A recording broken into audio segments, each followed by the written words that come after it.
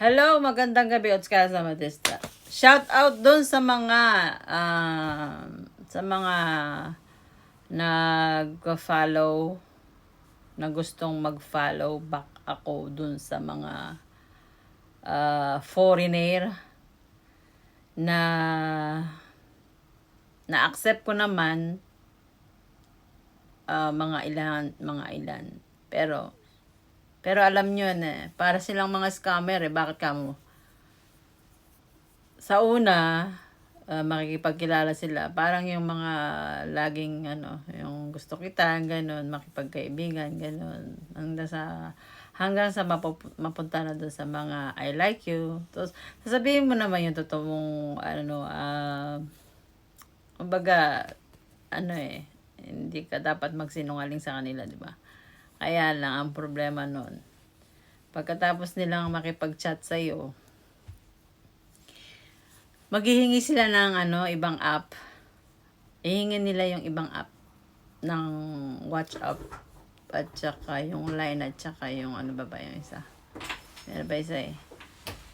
Doon daw mag-chatting at saka mag-video call. Ano ba yung purpose? Sabi ko, pag gusto niyo makipag-chat, sabi ko sa Messenger, ayaw naman nila. Ibig sabihin nun, meron silang meron silang purpose. Hindi naman totoo siguro lahat sila. Mga peke.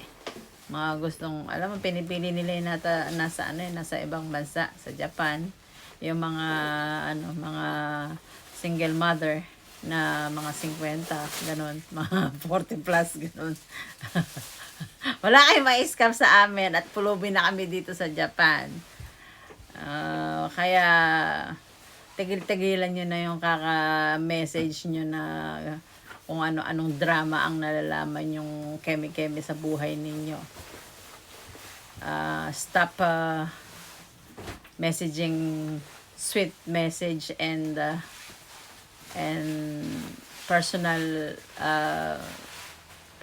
life. Hindi naman totoo yun eh. Gusto niyo lang siguro magtrabaho kayo ng patas.